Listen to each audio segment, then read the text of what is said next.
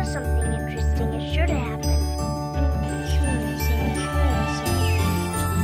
Well, I think you ought to tell me who you are first. Mr. Rabbit? Then why did you ask the question? Goodness, this is quite extraordinary. Would you tell me, please, which way I ought to go from here? But today is turning into the most curious adventure I have ever had. A big warm welcome to our listeners today. I'm Georgia Ellis, and thank you for joining me as we explore yet another rabbit hole together. And I can't wait to get curious with today's guest, Jessica Hickman. So Jessica is the founder of Bullyology and Upstand Academy. After arriving in Australia and through a 3-year personal ordeal with workplace bullying, Jessica empowered herself to become a dynamic activist and advocate in the field of bullying, mental health, and positive workplace relationships. She delivers practical solutions for workplaces with expertise across multiple industries in the public and private sector. She provides targeted keynote addresses on subjects that include workplace bullying, gender equality, corporate culture, mental health, resilience, and I'm sure there's so much more that she does as well. So let's get curious. Welcome, Jessica. Thanks so much for having me. My absolute pleasure. And you've such a great bio and some things there that we're definitely going to have to delve into, and I'm sure you can add a lot of value to our listeners here today. So my first question that I ask all of my guests is in the theme of Alice in Wonderland. And I want you to imagine that I'm a 7-8-year-old Alice and I'm just skipping my way through Wonderland. I've opened up, I've come out of the rabbit hole, and I bump into you. And I say, Jessica, who are you? What do you do? How would you explain your mission in life and what you're doing to a 7-year-old girl? So look, my mission and the core belief that I have is kindness. So I operate on compassion, respect, and really work to empower people to have a better quality of life, whether that's in personal life or business success. So I'm here to spread a message of hope and kindness, and also educate people on the damaging effects of toxic behaviours and how it can impact personal and business success, I guess. Yeah, beautiful. I think the world needs a little bit of that compassion and kindness right now. So are you able to tell us a little bit about your story? So you arrived here in Australia and, you know, we're detecting an accent there. So are you able to share the background around how you got to where you are? Yeah, sure. So I'm from Wales. So I came over in 2013. So I was 23 years old. I wanted a career break. So my background in the UK was I used to work for the local government. So I was a youth worker. So from the age of 14, I'd kind of been mentored without knowing I was mentored at the time into a position. I've always had a deep really understanding or need to do social impact work. So I was always volunteering, helping out in the local community. So yeah, I was a youth worker. So by the age of 23, I was running 2 youth drop-in centres across different communities, empowering youth to be the best version of themselves, teaching a lot of stuff like bullying, drugs, sexual health. Absolutely loved that. But that was part-time evening work when the youths had finished school. So I also worked full-time as office manager, working in the construction industry actually. And so by the age of 23, I was in 2 management positions, kind of at the top of my game, I would say, for my age. Just was also had studied my youth and community degree, wasn't really sure where I wanted to go, what I wanted to do. So came to Australia, 3 months turned into, what am I now, on my 7th year. But when I arrived in the country, I kind of fell in love with the people, the country, of course. This is amazing. So I traveled around for a while. But yeah, I was lucky enough then to be offered a job, which was the best and worst thing that ever happened to me. So the company that offered me a position was a large global company. And I was offered a position there to be HR, which was really cool. I didn't have a HR background, but I had office management and kind of a youth and, you know, insights. So it was on the job training, which was amazing, because overnight I'd gone from living in hostels, backpacking around carefree, to being overnight in Perth in a corporate position, company car, apartment, and the whole world ahead of me, which was amazing. So I done that for 3 months, but then I got posted to Darwin to work on a large oil and gas project. That's when my life changed massively. Okay, so talk to us more if you're willing to. So what were some of these massive changes? So it sounds like you were living an amazing life, you know, got your independence, financially stable. And so now you moved to Darwin. Yeah.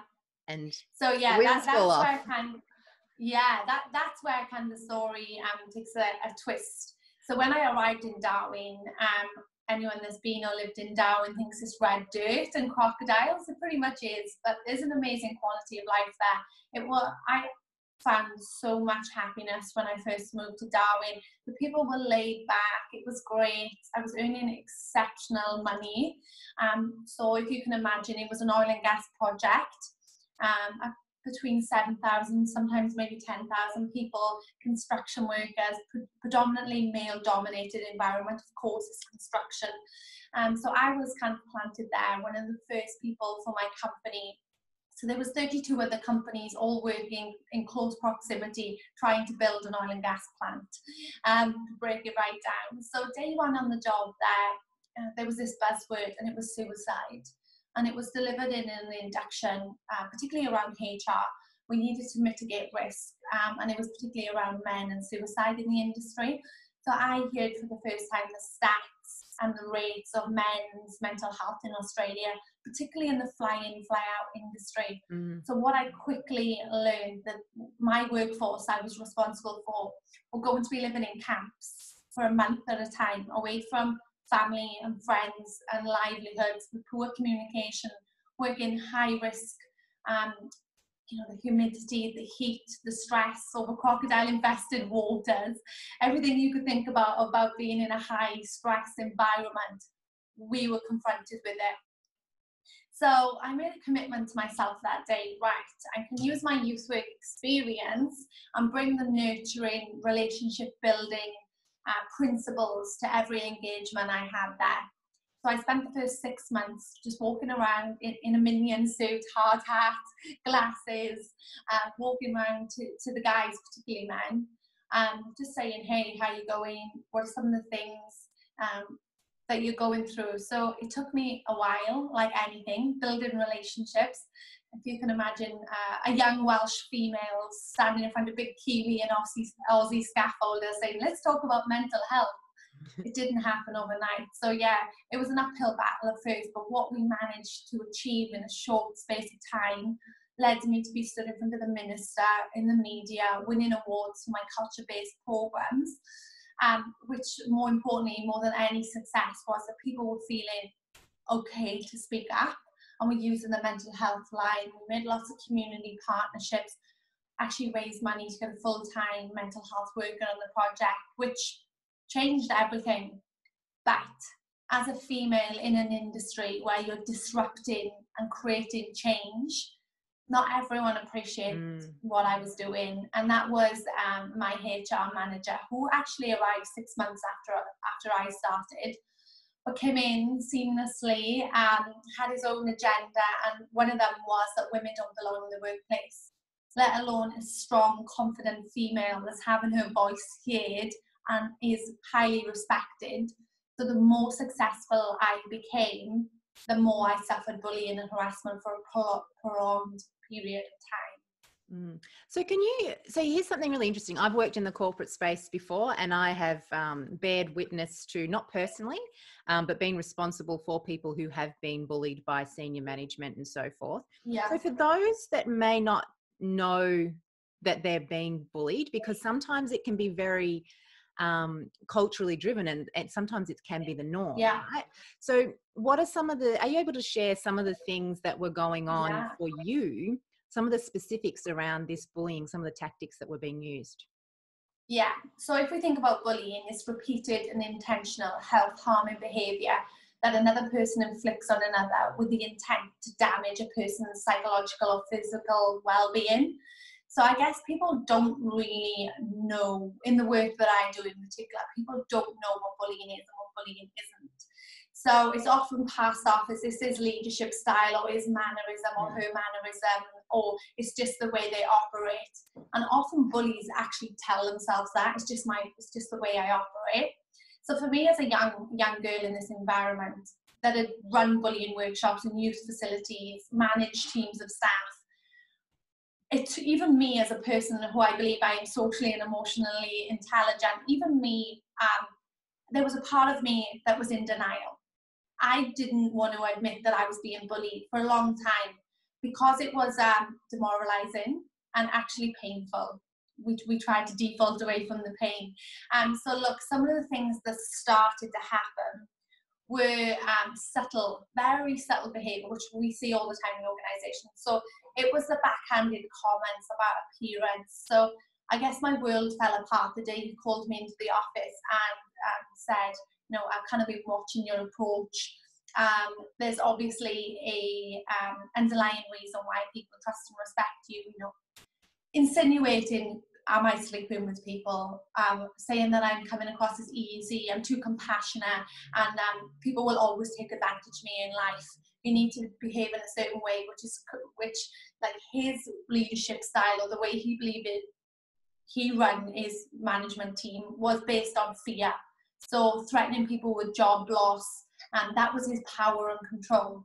So he tried to change the way I operated, which was completely against my internal mechanism.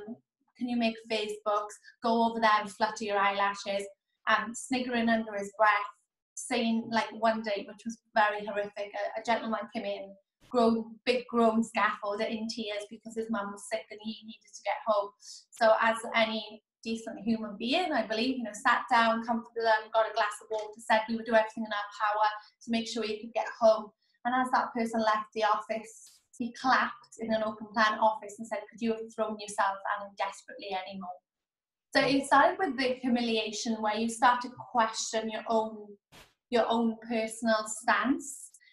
So very subtle, and then the sabotage of the work started to happen, saying that he set me tasks. When I started to push back on the unethical behaviour and the way that he was behaving, saying I'm not really comfortable to do that, that's when it would go up a notch. So the first year was kind of subtle behaviour, sabotaging work. My workload was extremely unrealistic. As soon as I'd leave the office, he'd call me and say, why haven't you done this? When he didn't ask. I'm an extremely confident individual. So you start to question yourself. He would humiliate me in meetings, make out that I was just unable to do my job. So what I did establish was there was a massive stigma of reported mental health issues to HR, particularly him. So I was now moving towards becoming a culture coordinator. So I was in an extremely hard position because my leadership team were coming to me with issues with the workforce and saying, don't tell him. So what he was doing is managing people out of the business or threatening them with job loss. So everything I was creating, he was trying to unravel. So yeah, which eventually led to, over time, progressively getting worse, to the physical throwing file at me, hitting me with a file, to ringing me at night, threatening me, using the C word, calling me every name under the sun if I didn't give him the confidential names of people that were using mental health services. So, and obviously for me, I was on a visa. So he would particularly use this as a power and control strategy to make comments about maybe I would be deported if immigration knew what I was really doing. So kind of all of these psychological mind games that were playing with my emotion and mindset, which over time created extreme anxiety, PTSD. So at night I would have nightmares or retrace my steps thinking, did I do this? Were all my ducks in line, basically? And made to believe if someone did end their life, it would be my fault because I opened the can of worms of mental health. Okay. So over time, I progressively started to not know myself. And looking back now, it was the fight or flight, consistently uptight when he'd nudge my desk. I told by one of my other managers, be careful what you're emailing, because he's watching your emails and your phone. So all of this, well, you think, I'm actually not doing anything wrong, I'm just trying to save lives. It was really hard to understand for a long period of time that this was happening, because particularly in a male-dominated environment and industry, it was toughen up, princess. This is the construction industry. And we lost a lot of good people who left the workforce. But also, it was, I reported it 32 times to upper management, which was documented heavily. And I was the false promises, and me being an optimistic person, I guess I was hoping that they would do the right thing. So I'm trying to coach them through how dealing with a person in a power position who was HR that was very, very resourceful in how he collected information on others to make sure that he always held the power and control, even over the seniorest people in the organization. So very hard, very hard. Yeah. And you'd begin to guess yourself as well, especially when you've got people around you saying, oh, be careful what you email, be careful who you're calling. And then, you know, at home, having to run through your day again to see, well, did I do something that could, you know, make this all come undone? Yeah, massively. So what did you do to end up resolving it? Because first of all, how long did it go on for? And how did it resolve, or did it resolve? The resolve was the point where I ended up in a hospital bed. So in June 2017, I collapsed at work. So if we think about my bullying over 3.5 years, there were times when it was heightened and it was unbearable, and there were times when he may have had a warning or backed off slightly. But I guess what people don't understand when you're in a toxic relationship or environment is that person is always waiting for the next hit. So he would back off, and I would feel really start to build, you know, a bit of momentum again, and then he would come in with a hook that would floor me. So we went through, and I've written a book on this. It's called Bullyologist, if anyone wants more information. But yeah, we went to investigation. Eventually, I was lucky enough that I documented this for 3.5 years. So when we finally went to investigation, I actually seen one of the cleaners crying and him intimidating her. And I thought, right, enough is enough. This has happened to me, I believe, as a strong, confident person to actually stand up for what is right. So I went through a horrific investigation in the workplace where people were fearful, people stopped speaking to me because they were actually frightened of getting involved. And so the investigation outcome was, yes, he's done this.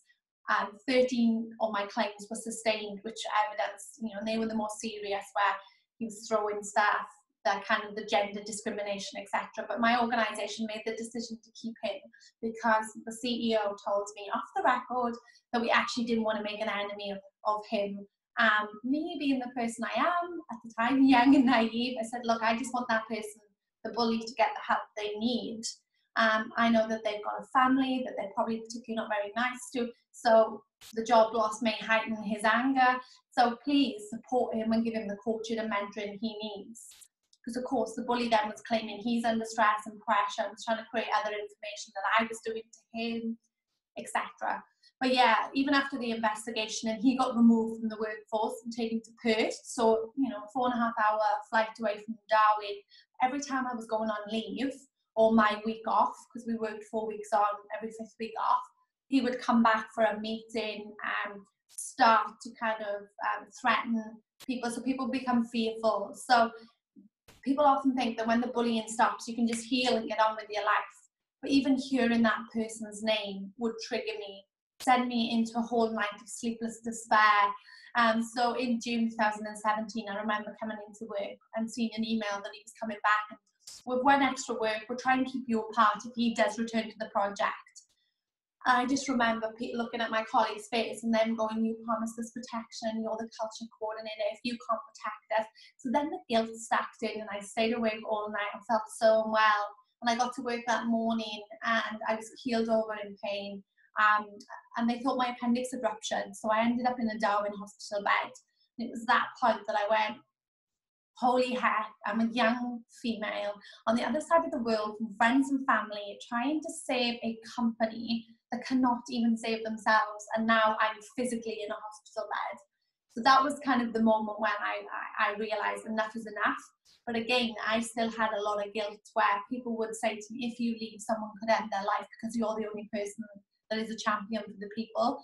So I'd always have this internal battle with putting my own happiness aside to serve the people. But unfortunately, the psychological and emotional effects of sustained abuse show up physically. And when I look back at, because I documented it for 3.5 years, you know, I had a long list of physical stuff, which was ache pains, headache, neck cramp pains, gut health, where my body was under constant fight or flight and stress response that eventually just went, enough's enough, and I collapsed. So at that point, I left. But, you know, there was rumours I went back to the UK because I had female issues. And I guess I felt like I still had to be strong. So I quietly left through the back door, which was unfortunate considering I'd given 3.5 years of my life away from home to make these people my family. And yeah, I was just ushered out the back way in silence. Wow. So I think there's a lot of wisdom and advice you can give to people at different levels here. So there's the people that are listening that potentially are listening to you and going, I think I'm being bullied. So some measures and steps for them. Then we have potentially somebody who is a bully and needs help, could potentially be listening. We don't know. But then there's also the organizations. So their stance on it. So can you walk us through a little bit around somebody who's listening to your story and going, oh, actually, yeah, that's me. I'm having these physical symptoms. People are, you know, there are things going on at work. I haven't really realized it's bullying. What sort of advice would you have or recommendations for people who are listening and going, oh, that's what's happening to me? Yeah.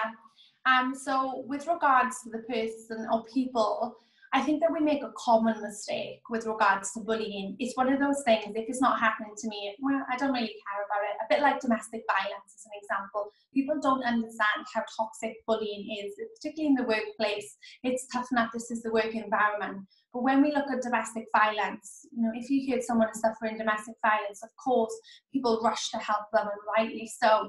And it's pretty similar, you know, the long-term sustained abuse in a toxic relationship damages a person often beyond repair, particularly with PTSD. A lot of people I speak to are unable to return to the workplace. So what I've developed is my 5 steps to survive and thrive workplace bullying. These are some of the strategies I implemented into my survival.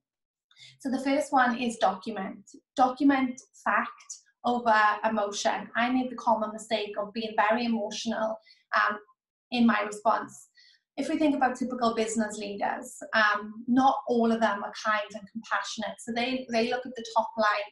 So when you start to document factual and say name, date, time, witnesses, and the impact that's having on your productivity and team productivity, that's when that's when I started to get taken seriously. So document it factual over emotion, but also for your own personal sanity. Journal at night. Document in your phone notes how you're feeling, because when I look at my journals, I've grown so much, and it's trying to find the positive learning in the suffering. I know that's easier said than done. If someone had said that to me when I was suffering, I would have thought they were crazy. But I come out the other side as a better person because of that bullying, and that's looking at my journals. The second one is protect yourself. So try to not have one-on-one engagements with the bully if possible. It was often the worst bullying was when I was alone with this person and they were over me with their fists clenched. So try to protect yourself. Have a word with your colleague, get them to back you up. The other one is, so we got document, protect, observe. Observe from a third-party perspective. When you take the mentality of observing the situation from outside the situation, pretty similar to Big Brother's watching. So every interaction I would have with my bully, I would kind of look at it from a third party and look at my personal response. Was I coming from a place where I was then triggering the bully? Because there was oftentimes I'd cry and I'd shout back, or you don't know how you're going to do it. When I actually started to observe my own behaviour, that's when the interaction changed, and that really helps with documenting it as well. So you got document, protect, observe, research. So it's an isolating, lonely place, particularly for me. When I was in mine, I didn't want to go outside of the organisation because I was fearful I'd have my visa cancelled. When I actually started to research where to get help, this could be WorkSafe, Royal Commission, Fair Work. So actually, if you look on the Bullyology website, I've made a resource centre of helpful helplines that when you are at a critical point, you can get help. So research where to get help, but also research where to heal. I found local meditation groups, support groups, and bullying victim groups that really helped me understand what was happening. Are still good friends now that I've actually found people that help me heal. So for me, meditation, mindfulness, holistic healing, that was what made me resilient. When people say, how did you stay for 3.5 years without breaking down? It was because I found meditation, Reiki, healing, essential oils, crystals, whatever works for you. Research where to heal and find something that can help you survive and thrive. And the fifth one is upstander. So don't be a silent bystander. So anyone listening to this right now, please be mindful that almost half of Australians will suffer bullying at least once in their working career. So if it's not you and you haven't suffered it so far, there's a high percentage chance that you might, without being too grim. But also, for me, my family and friends didn't know how to deal with bullying. They didn't know what advice to give me because they were reluctant, because they didn't understand. So rather than being a bystander, how do you be an upstander? So get resourceful, learn about bullying, and actually a simple thing by understanding bullying could be when one of my colleagues said, acknowledge that what was happening wasn't okay. And that was when my world changed, because I knew it wasn't about me. And another colleague said, maybe you should go to the policy, the workplace policies online on the intranet and actually highlight where the policies are breached. And there you can get information. So when you are suffering bullying, your head is so full of bullying, it's not like it finishes at the end of the work. You go home and you just you procrastinate over and over. So be an upstander. So it's document, protect, observe, research, and be an upstander. And all of these are available on the Bullyology website. And there's a free downloadable book that take you through the 5 steps. And I've also got an online course on that with more activities and downloadable resources. Awesome. So they're the fundamental things that help save me. Awesome. So one of the things I just wanted to clarify with you, one of the things you said was when you get to a critical stage, I think, start researching. Is it a critical stage, or is it something, could you start doing it when you're at least starting to feel like... Yeah. So for me, I got to a critical stage before I actually realized I need help. But research now, look on my website, read my blogs, research what resources are out there, and actually get knowledgeable now prior to anything happening. Or I think it's just one of those things like mental health. For example, bullying, I believe, is where mental health was 5-10 years ago. It's still the elephant in the room. It's still swept under the carpet. Now we are starting to see well-being and mental health as a bit of an organisation buzzword in some companies, but actually organisations are realising how important it is to invest in proactive measures in this space. But we still have a long way to go. I still have an uphill battle. Research now on what are some of the tools I can learn as an individual to build my knowledge and skill set. So when someone comes to me, and it's highly likely that someone will, whether it's a colleague or a family member, and you're resourceful on how to help that person so they don't end up in a hospital bed like me.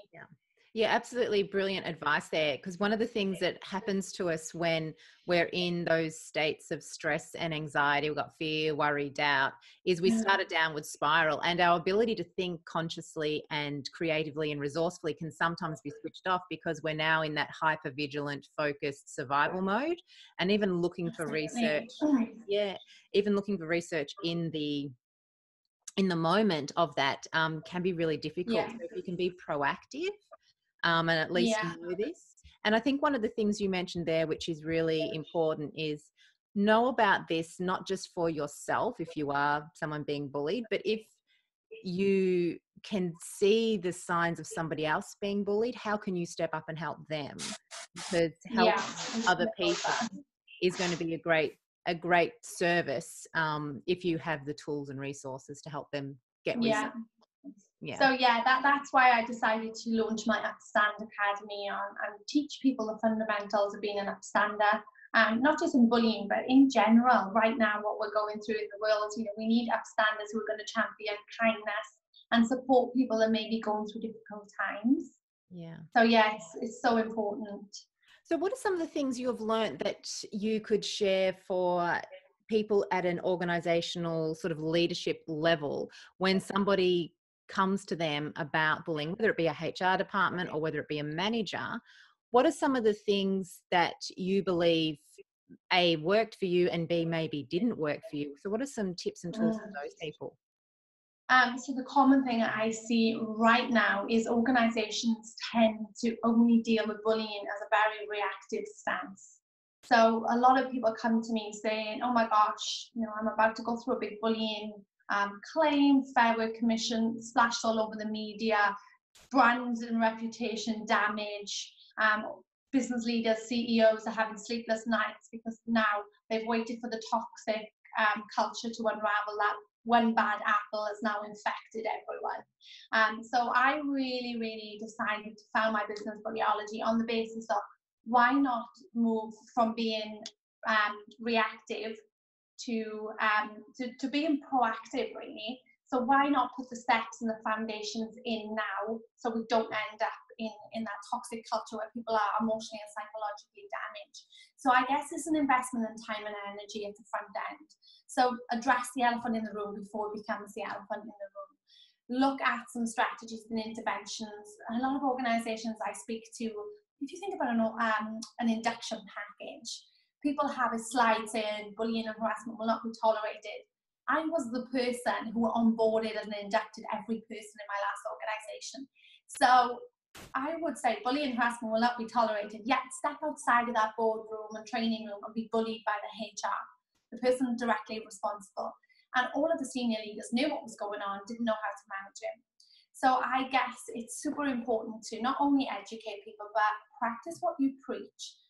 Coach, train and mentor people, but also senior middle management. So something I would see all the time, and I see it in every engagement I work with, often people are promoted from the shop floor or the tools or up through the ranks and not given the social and emotional or kind of the skills to actually manage people, like particularly in the construction industry. I do heaps of work in the construction industry, and the guys are super competent on the tools, but actually have no idea how to manage people. And this is across industry. And the money isn't invested in helping them not only manage people, but lead people, but also deal with other people's crap, I guess. We're all going through our own personal issues. And when relationships break down, people have drug, alcohol, mental health, lots of addictions, etc. People are often plonked in a management position and told just to deal with it, but they just don't know how. So I guess bullying and harassment in particular, people just don't know how to deal with that. So what we've got is a toolkit to understand what is a thriving workplace culture and what is a toxic, and where to notice the signs of when it's starting to go wrong, and actually support business leaders as well. I particularly work at a high level capacity with business leaders and owners to help them trickle down the culture, but also from the ground up, the two-way communication approach. So yeah, my message really, for what I've seen, is early intervention and prevention is absolutely fundamental and key. And also business leaders don't actually understand the financial impacts of a toxic workplace culture. Presentism is a big one, where when we actually get under the hood of an organization, they think everything's plain and sailing. We go in and do kind of a health check or a pulse check. People are often sat at their desks or at the machine where they're numb about what's actually going on around them. They're kind of actually not focusing on the task ahead because they're just trying to avoid kind of being next in line to the bully. So yeah, there's major financial impacts and personal impacts really to a toxic culture. So education, and awareness. I love that you say that. I'm in a similar industry around that education at that level of self-awareness, emotional intelligence. And I can remember delivering a workshop in the UK, in London. And I was talking to people around how their actions and their feelings and their thoughts and who they are, their attitude, how it affects other people, good, bad, or in between, and how it's extremely contagious. And I won't go into the details of what I was teaching, but about a week afterwards, I get an email from one of the managers who was in that workshop. And he emailed me and he said, that was the best workshop I've ever done. He goes, I didn't realize how my attitude was actually affecting all the people around me. And he said, I got on the phone and I rang up and apologized to everyone I'd yelled at on the phone, everyone I'd hung up to on the phone, everyone that I'd actually really, in a way, he was bullying, but he didn't know he was bullying. And I didn't use the term bully, but it was all around really helping people understand their attitude. So that whole piece of wisdom from you around get in early and start training them when you're taking somebody off the work floor up into management, they generally won't have the people skills to do that. And how can you then support them? So really great advice for the leaders and organizations out there, because they give them a lot of technical skills, but they forget about the EQ, the self-awareness piece, and really how to increase their mental complexity to be able to serve others in a much better and a higher way. So what is that? I think just on that point, what you've said there is, my work, I'm very passionate about supporting leaders who are also particularly known as bullies, because they have unconscious bias and mechanisms that maybe that they've been so long in a position that, just taking the punches every day. They actually have got whatever going on in their home life. And for me, I had a lot of my managers and senior leaders. And when I look back at why they didn't deal with my bullying, like some of them had personal issues going on. So I guess that who do they go to with their personal issues? Because they're at the top of the tree. So their behaviours then are impacting other people. And they're so unconscious of how their bias and behaviours are affecting people, because they're in their own head. And that often happens as well. So I think that is such a key learning as well, though, trying to get people out of their head. And a good question that I got asked the other day was, I was running a workshop, and what are some of the biggest risks to culture? And the comment was millennials. I said, that's what, let's dig into that. How do we manage these millennials? And someone in the room, came up with, well, how about you lead millennials? How are you going to manage yourself to now be a leader that is adapting to, new generations? And that learning and that kind of bit of insight, we unpacked that. But that was kind of a unconscious bias of a leadership that would then be seen by bullies, by, let's use the word millennials, or the younger staff, because they didn't know how to communicate. Now we've done a piece of work on communication and interaction, remove the unconscious bias, and now we've got an operating organisation that are thriving with just that unpacking a mentality. So the person didn't set out to be a bully, but that's how they received, because they didn't know how to communicate.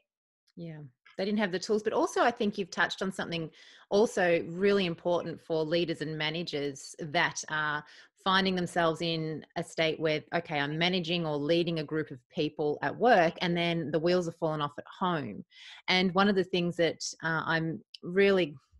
I coach a lot of people that are executives and leading large teams. And the very first thing we look at is their own mental well-being first, before we get into how they're going to lead anybody else. If you can't lead yourself, and if you don't have the practices in place to look after your own mental well-being, well, then how can you turn up as a leader in your family or a leader in the workforce? And, just basic things like people not sleeping, people not moving, people not eating right, just those basic things a lot of people don't do. And then that then cascades on, doesn't it, to not being able to think straight. And as we move to remote working, which now we've been skyrocketed into cultures of organizations, and people are, as probably you and I know, we usually deliver face-to-face. Well, I do anyway. And people are saying, we need to park kind of culture training, and culture is more prevalent than ever, because people are feeling more disconnected, isolated and lonely working from home. So I'm kind of trying to create that proactive mindset shift as well. And as a leader, how are you? You're now trying to manage a room full of people that are no longer in a room. So we're in very, very interesting times where leadership will show up, and how people react now will determine how they're seen in the future. Yeah. So I've got a question for you. So you've had this really interesting journey that's taken you from Wales to where you are now, and in between, you know, having this bullying situation. And this is going to be probably a really hard question for you to answer. Through all of that, what do you think's been the greatest lesson for you? So if you were just to look back, take yourself up Yeah. into that observation, what's the greatest lesson for you? That's actually a really easy question for Good. me. Yeah, so through me, the thing that I realized is adversity is our greatest gift. And life is a roller coaster, and it's not always going to be plain roses and sweet smelling, and that's how we grow. So life really for me begins right at the edge of my comfort zone. So I always say adversity is my superpower, it's my fuel. So would I be doing what I'm doing now without suffering, you know, what I felt like hell and adversity? And for me, I've had a pretty stable upbringing in life. And I went to my lowest low, you know, times where I felt like I was depressed. There wasn't times when I thought I needed to end it, but there was times where I was thinking, how will I survive another day? And there was times when I write in my journal and I read that back and think, that's actually scary. I can't believe my mind went there. But looking back now, would I go back and do it all again? Absolutely. I've learned so much about myself, about other people and humans. And one of the greatest things I learned was we can control the outcome of every situation. And finding meditation, mindfulness, and this whole holistic health and alternative medicine, which I now, you know, I've dived into. I spent a lot of time with healers in Bali, etc. Would I have had the opportunity to heal and grow what I didn't need to heal and grow? Probably not.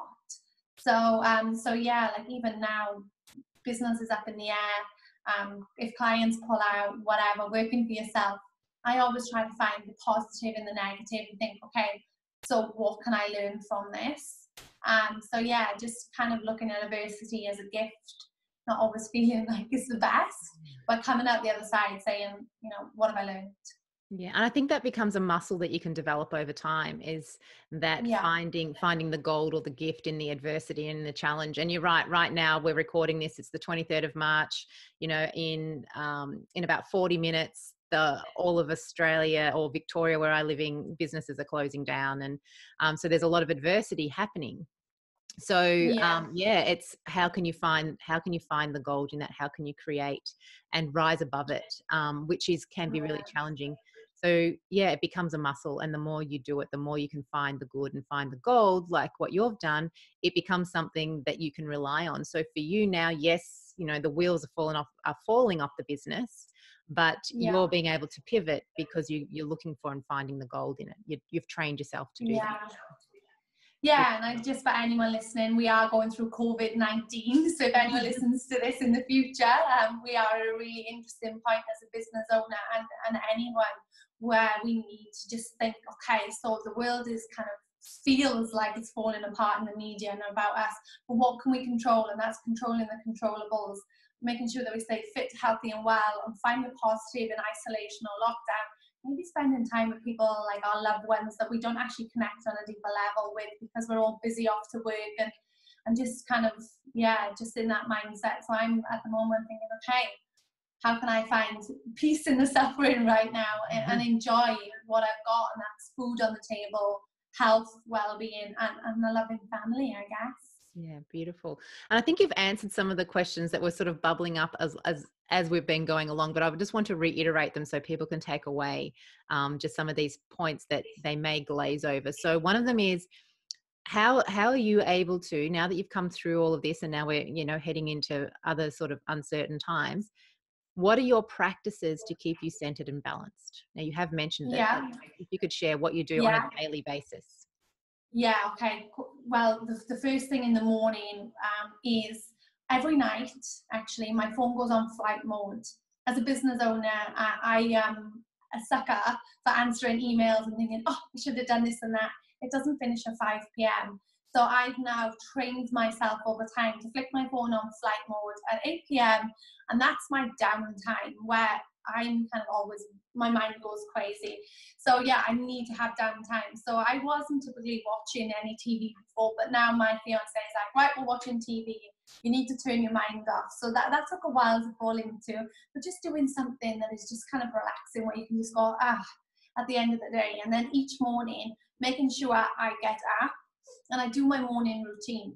So that is typically going to the gym. I'm a 5:30, 6 a.m. riser. Starting to get later now. I don't have appointments, which I'm slipping into. But look, during this time, it's probably not easy to get out and go to the gym or whatever. But I'm making sure that I'm doing my stretches, my morning exercise, my yoga, my gym, whatever it is for that day. And also my mindfulness. So I'm very privileged that I live by Coogee Beach in Sydney. So I'm able to go down to my gym's opposite. After the gym, I do 30 minutes of HIIT, move my body, and then I sit down and I look at the sea and I do my reflections. So what am I grateful for? Simple things, food, water, coffee. And then my treat is my coffee. So when I've done my morning routine and rituals, I treat myself with a coffee.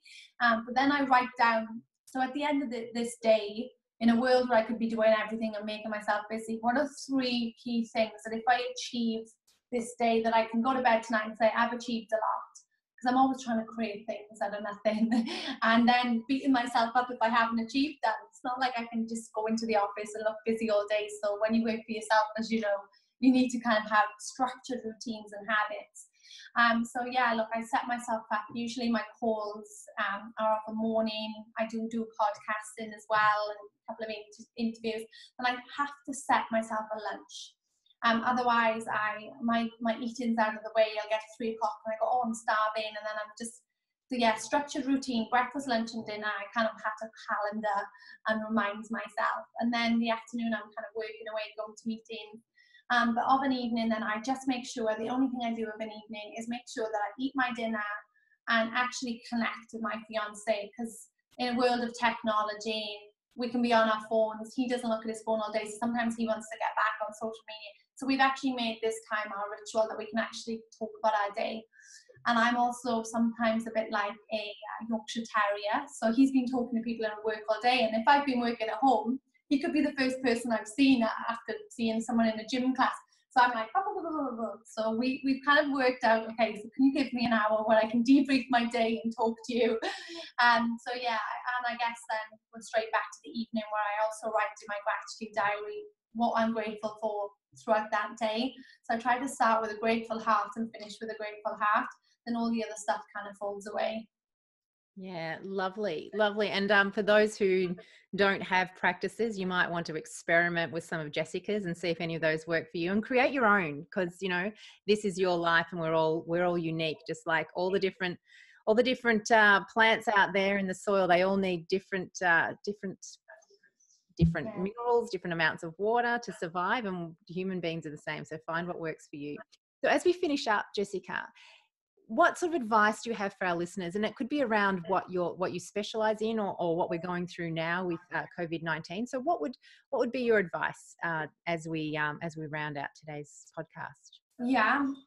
So look, everything that we're going through, adversity, life, my 3 fundamental things would be notice what's going on around you. Be kind of emotionally intelligent. Check in with people. Maybe it's your neighbour. Right now, I've got my neighbours in a WhatsApp group. Just notice how people are feeling around you. Don't be selfish. Don't be hoarding, shopping groceries or whatever. But in the workplace, notice your colleagues. Have a reach out to them. Number 2 would be speak up. If you see something that is going on that isn't quite right, please have the confidence to speak up and be an upstander. That's my 3rd one. Stand up and notice what's going on, get resourceful, learn. And then I would just say the other thing is just be gracious and kind. In a world full of hate and negativity, you have the option to be kind, and people won't remember what work you did or whatever. They'll remember how you were as a person, how you showed up. So just make a decision what type of person you want to be, and just be that person. Beautiful. Thank you so much for taking the time to chat with us, and chat with our listeners. I really appreciate you, with everything that's going on, being able to take the time and come and have a chat with us. So thank you so much. And I look forward to hearing how it all unfolds for you as the future unfolds in what we don't know, but I'm sure you'll create something out of it. And also, would you, if people want to find out more about me, just search the Bullyologist or Bullyology and you'll see my name. And yeah, and reach out. I love feedback and connecting with people, the power of community. Thank you. That's one question I normally ask at the end, and I totally forgot. How can people contact you? So thank you so much for mentioning that. Thank you, Jess. Oh, good. Thank you.